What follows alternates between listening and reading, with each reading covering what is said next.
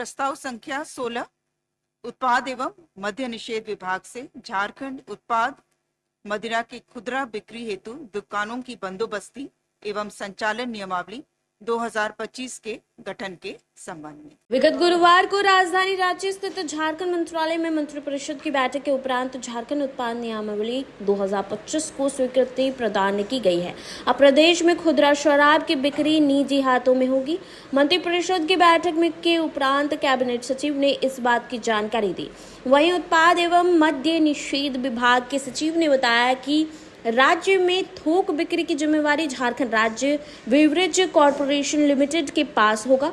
वहीं खुदरा शराब की बिक्री निजी हाथों में रहेगी। वहीं उत्पाद सचिव ने कहा कि अभी 1453 दुकान चल रही हैं। निजी हाथों में दुकान का आवंटन लॉटरी के माध्यम से किया जाएगा। एक व्यक्ति को सभी जिलों में अधिकतम 36 दुकान मिलने का प्रावधान है। नई शराब नीति की विस्तृत जानकारी उत्पाद एवं मद्य निषेध विभाग के सचिव मनोज कुमार। वहीं झारखंड उत्पाद नियमावली 2025 की स्वीकृति मिलने के बाद उत्पाद एवं मद्य निषेध मंत्री ने कहा कि लगभग 1 महीने के अंदर सारी प्रक्रिया पूरी कर ली जाएगी। वहीं राज्य के छोटे उद्यमियों को शराब दुकान चलाने का अवसर मिलेगा। प्रस्ताव संख्या 16 उत्पाद एवं मद्य निषेध विभाग से झारखंड उत्पाद मदिरा की खुदरा बिक्री हेतु दुकानों की बंदोबस्ती एवं संचालन नियमावली 2025 के गठन के संबंध में इस जो नई नियमावली गठित की गई है, इसके तहत जो बेसिक डिफरेंस रहेगा ऑपरेशन में वो है कि पहले JSBCL होलसेलर भी रहे हैं और रिटेल भी अपना चलाते थे। अब है कि होलसेल रहेगा, JSBCL के पास एक्सक्लूसिव राइट रहेगा, बट प्राइवेट प्लेयर्स रहेंगे रिटेल में। ये हमारा सबसे बेसिक डिफरेंस है। 1453 दुकान अभी आइडेंटिफाइड है जिस पे हम लोग कार्रवाई करेंगे और खोलेंगे। कोई इसमें इस नियमावली में जो गठित किए गए हैं कि हम दुकान का लॉटरी के माध्यम से चयन करेंगे, लाइसेंसिंग करेंगे। इसके अलावा जो टैक्सेशन, जो हमारा ED का स्ट्रक्चर है, 12.5% करीब हम जब लाइसेंस दे रहेंगे तो उतना जमा कराएंगे, उसके अगेंस्ट उनको और जो कॉस्ट है उसका पेमेंट करके वो माल ले जाएंगे और थोड़ा सा जो पैसा बचेगा वो विदिन 25 डेज को देंगे। एक हमारा एडिशनल हमारा जो एक्साइज ट्रांसपोर्ट ड्यूटी है, लेकिन उसके तहत 12.5% हमारा टोटल रेवेन्यू का पहले से जमा रहेगा। इसमें कोई हमारा एडिशनल हमारा जो एक्साइज ट्रांसपोर्ट ड्यूटी है, लेकिन उसके तहत 12.5% हमारा टोटल रेवेन्यू का पहले से जमा रहेगा। इसमें कोई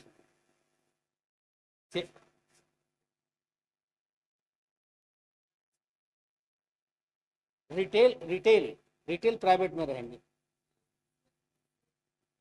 हाँ, यस, होलसेल सरकार के पास अभी भी है और रिटेल में प्राइवेट सेक्टर रहेगा। 1453।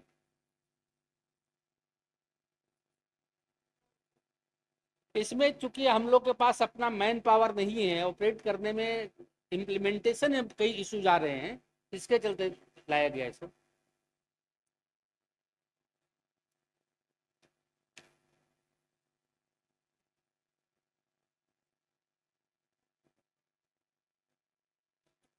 ये सब इश्यूज आए हैं and we have tried to address in present rules.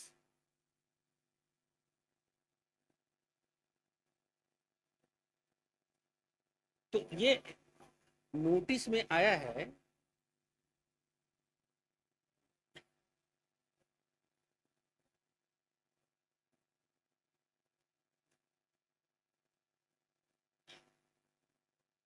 अच्छा, वो ऑपरेशनल इशू प्रॉब्लम रहा है तभी चेंज करने की जरूरत पड़ी है ना।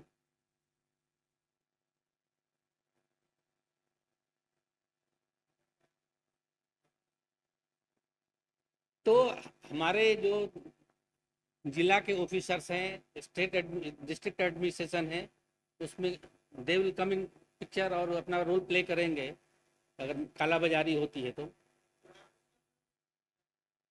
गाइडलाइन है, लेकिन ये इशू जो आप रेज कर रहे हैं वो हम लोग के संज्ञान में आया है.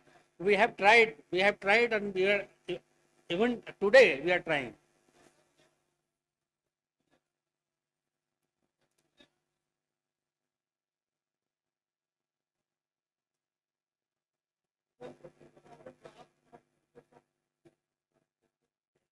नहीं, जो अगर अभी भी कोई भी बिजनेस में रूल्स का अवहेलना होता है तो सरकार का मशीनरी है, they come into picture, they play their roles और डिसिप्लिनरी एक्शन और पॉजिटिव एक्शन ले सकते हैं. That we shall ensure.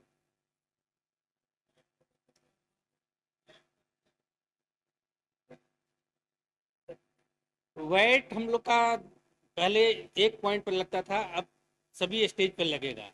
पहले 75% एक स्टेज पर लगता था, अब स्टार्ट में जब होलसेलर परचेज कर रहा है उस समय, फिर जब उसके होलसेलर से वो रिटेल में दे रहा है उस समय, और रिटेल जब अपना बेच रहा है तो जो हम लोग का रेट जो हमारा कॉस्ट कार्ड होता है उसमें अपर साइड राउंडिंग करते हैं रेट एमआरपी फिक्स करने में, उसमें जो मार्जिन है उसमें 3 स्टेज में तो हमारा वैट लगे.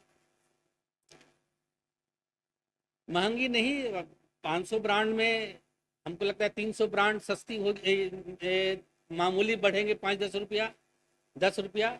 और 23 या 25 ऐसे हैं जिसमें रेट कांस्टेंट रहा है, कुछ सस्ती भी हुई है.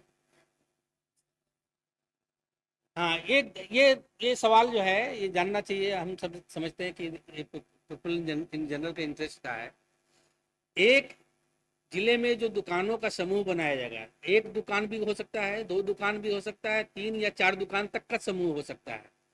तो एक व्यक्ति को मैक्सिमम एक जिला में मैक्सिमम 4 ग्रुप मिल सकता है, 3 ग्रुप मिल सकता है. तो अगर तीनों ग्रुप जो है 4-4 दुकानें का रहेगा तो मैक्सिमम 12 दुकानें मिल सकती हैं. एक व्यक्ति को पूरे स्टेट में 3 जिला में ऐसा मिल सकता है, तो एक व्यक्ति मैक्सिमम 36 दुकान ले सकता है. But it will be strictly under lottery system. उसमें कोई ऐसा अलॉटमेंट नहीं है, कोई मैनुअल इंटरवेंशन भी नहीं है. हम उम्मीद करते हैं कि 1 महीना लगेगा हमको इम्प्लीमेंटेशन में. एक कोशिश करेंगे, लेकिन हम पहले ही कर स्थिति में आ जाएंगे. बहुत सारा चीज़ रहता है, स्टॉक वेरिफिकेशन, ट्रांसफ़र, बहुत सारा इसमें एक्शन है. बट वी सर्टेनली 1 से 1.5 महीना, उससे ज़्यादा नहीं होगा.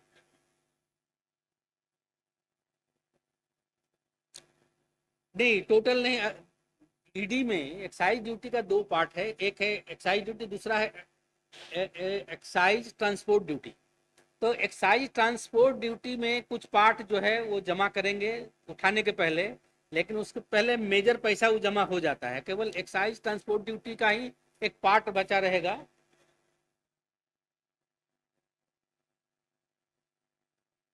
लगभग 85 रुपया करीब.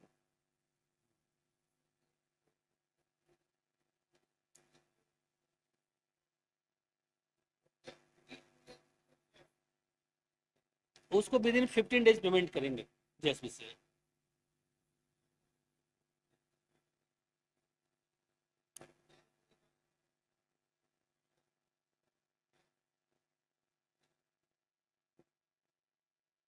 आई सपोज कि थोड़ा सा वेट करना चाहिए पॉलिसी इम्प्लीमेंटेशन में, कि आपका ये जो एप्रीहेंशन है वो नहीं होगा.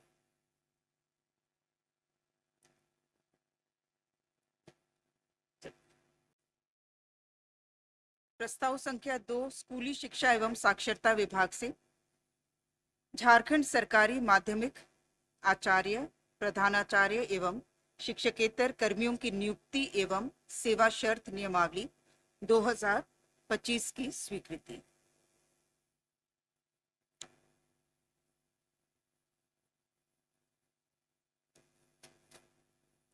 प्रस्ताव संख्या 3 स्कूली शिक्षा एवं साक्षरता विभाग से झारखंड राज्य के राष्ट्रीय कैडेट कोर एनसीसी के कैडेट्स के शिविरों के दौरान भोजन भत्ता में वृद्धि का प्रस्ताव. वर्तमान भोजन भत्ता का दर है 150 रुपये प्रतिदिन और इसे बढ़ा करके ₹220 प्रतिदिन प्रति कैडेट निर्धारित किया गया। प्रस्ताव संख्या 4 कार्मिक विभाग से श्री कानू राम नाग झारखंड प्रशासनिक सेवा द्वितीय बैच के विरुद्ध अधिरोपित दंड सेवा से हटाया जाना, जो सरकार के अधीन आगामी नियोजन के लिए निर्भरता नहीं होगी, तो यथावत रखने संबंधी प्रस्ताव।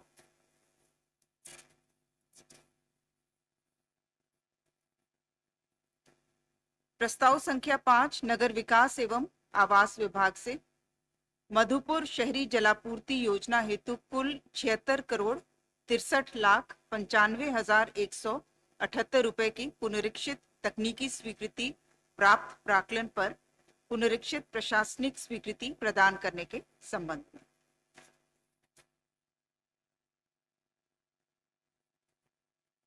प्रस्ताव संख्या 6 नगर विकास एवं आवास विभाग से विश्व बैंक संपोषित झारखंड म्युनिसिपल डेवलपमेंट प्रोजेक्ट अंतर्गत selection of consultant for revenue augmentation across various ULBs in Jharkhand योजना की लागत राशि 10,70,70,160 रुपए मात्र पर पुनरीक्षित प्रशासनिक स्वीकृति के संबंध में।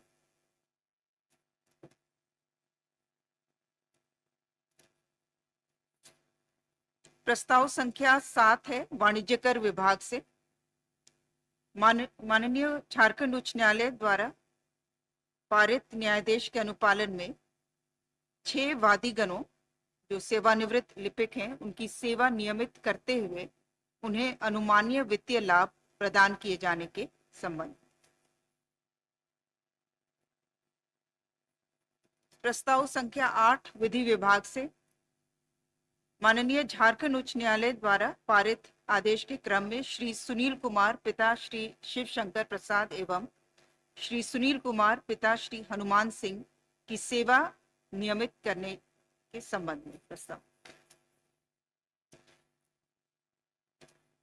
प्रस्ताव संख्या 9 मंत्रिमंडल सचिवालय एवं निगरानी विभाग से सरकारी उड़ान कार्यक्रम हेतु वित्त नियमावली के नियम 235 को शिथिल करते हुए नियम 245 के तहत मनोनयन के आधार पर messrs RedBird Airways private limited new Delhi से ली जा रही एक टर्बोप्रॉप ट्विन इंजन जीटी विमान की सेवा को समान दर एवं शर्तों के साथ 6 माह तक विस्तारित किए जाने हेतु मंत्रिपरिषद की स्वीकृति। प्रस्ताव संख्या 10 पथ निर्माण विभाग से गिरिडीह जिलांतर्गत बड़कीटाड़ तीनपल्ली डोकीडी गिरनिया मोड़ पथ कुल लंबाई 11.065 किलोमीटर को ग्रामीण कार्य विभाग से पथ निर्माण विभाग को हस्तांतरित करते हुए पुनर्निर्माण कार्य हेतु 55,20,63,400 रुपए मात्र की प्रशासनिक स्वीकृति। प्रस्ताव संख्या 11 स्वास्थ्य विभाग से आयुष्मान भारत मुख्यमंत्री जन आरोग्य योजना अंतर्गत 70 वर्ष की आयु से अधिक आयु वाले झारखंड राज्य के वरिष्ठ नागरिकों को आयुष्मान व्यय वंदना योजना से आच्छादित करने हेतु स्वीकृति प्रदान करने के संबंध में। इसमें अलग से जो 70 वर्ष से अधिक आयु के सभी लाभार्थी होंगे, इसमें से कुछ पूर्व से ही आच्छादित हैं हमारी जो अन्य योजनाएं हैं, और इस योजना के लागू होने पर जो अतिरिक्त परिवार आच्छादित होंगे वो है 3,84,518 और इसके तहत 5 लाख राशि तक का की बीमा होगी और एलिजिबिलिटी क्राइटेरिया में सिर्फ 70 की उम्र से अधिक होना है, 70 इयर्स एंड अबव। प्रस्ताव संख्या 12 स्वास्थ्य विभाग से शेख भिखारी चिकित्सा महाविद्यालय हजारीबाग, फूलो झानो चिकित्सा महाविद्यालय दुमका तथा मेदनी राय चिकित्सा महाविद्यालय पलामू में पूर्व से अधिष्ठापित लिफ्टों के वार्षिक रखरखाव एवं संचालन एएमसी हेतु वित्त नियमावली के नियम 235 के प्रावधानों को शिथिल करते हुए नियम 245 के अंतर्गत शिंडलर इंडिया प्राइवेट लिमिटेड के मनोनयन के संबंध में। ये मनोनयन 2 वर्षों के लिए किया गया। प्रस्ताव संख्या 13 श्रम विभाग से झारखंड राज्य में व्यापार की सुगमता के तहत श्रम एवं रोजगार मंत्रालय भारत सरकार द्वारा तैयार किए गए लेबर रिफॉर्म्स के अनुपालन हेतु कारखाना अधिनियम 1948 के केंद्रीय अधिनियम संख्या 63 में संशोधन हेतु कारखाना संशोधन विधेयक 2025 की स्वीकृति के संबंध में।